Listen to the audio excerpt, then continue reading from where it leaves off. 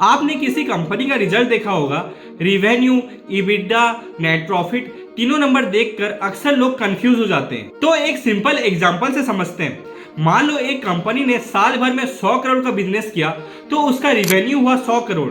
अब कंपनी को बिजनेस चलाने के लिए रॉ मटेरियल्स, सैलरी, इलेक्ट्रिसिटी और दूसरे ऑपरेटिंग एक्सपेंसेस मिलाकर 70 करोड़ खर्च हो गए। तो 100 करोड़ में से 70 करोड़ निकालने के बाद 30 करोड़ बचे।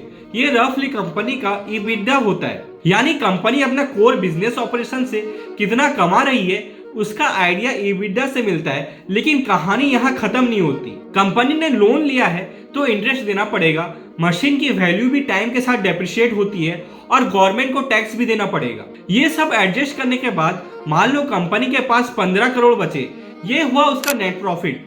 तो सिंपल लैंग्वेज में याद रखिए, रिवेन्यू इक्वल्स टू कंपनी ने कितना बिजनेस किया, EBITDA equals to operating expenses के बाद बिजनेस ने कितना कमाया, और नेट प्रॉफिट इक्वल्स टू सब रिलेवेंट एक्सपेंसेस, इंटरेस्ट, डेप्रिसिएशन और टैक्स के बाद कितना एक्चुअली बचा।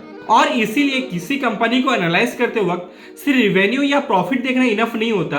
रिवेन्यू ग्रोथ के साथ इबिडा और इबिडा मार्जिन इंप्रूव हो रहा है या नहीं, ये भी देखना इंपॉर्टेंट है।